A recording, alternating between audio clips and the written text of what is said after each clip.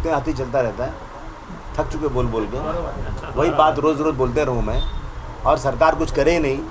मेरी सरकार आए बोले तो मैं बता दूँ क्या हैसियत होती तुम्हारी।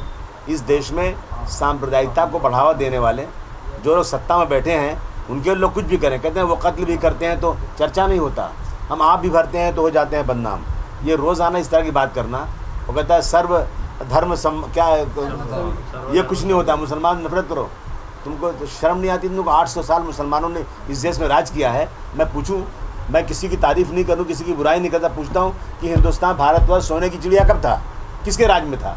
मुग़लों के राज में सोने की चिड़िया था, जब हर महिला के पास, हर घर में लोगों के पास सोना था। हमारे देश का GDP 27% था, और हमारे देश की जो वो थी बाउंड्री थी हमारे देश की, हमारा देश अफ़गानिस्तान, बांग्लादेश, बर्मा तक हमारा देश था। और आप जो मुसलमानों के बारे में बात करते, अगर वो लोग ये काम करते, मुसलमानों का नफरत कर रहे हो, मैं बताना चाहता हूँ कि अगर चाहे सीतापुर नाम रखा तो किसके राज में रखा गया? उत्तर प्रदेश के अंदर। ये सब आप जो है, आपको 3 नाम बर्दाश्त नहीं है यहाँ पर, एक औरंगाबाद, दूसरा उस्मानाबाद, तीसरा अहमदनगर, 3 नाम है, आपने दल नाम उसको चेंज कर दिया, इसलिए कि क्या इससे कोई पेट भरता है क्या? लेकिन ये सब करके सांप्रदायिकता बढ़ाते जा रहे हैं। और मैं कहना चाहता हूँ फडणवीस साहब से और अपने हमारे मुख्यमंत्री एकनाथ शिंदे साहब से कि इसको ज़बान बंद करो।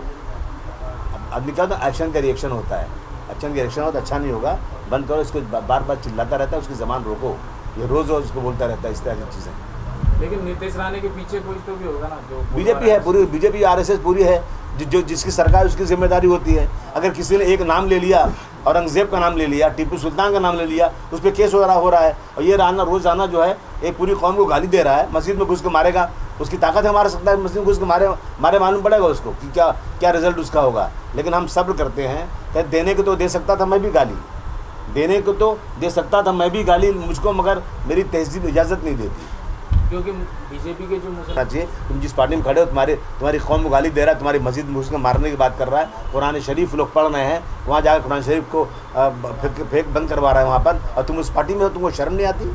उनके लिए मैसेज है मेरा ये।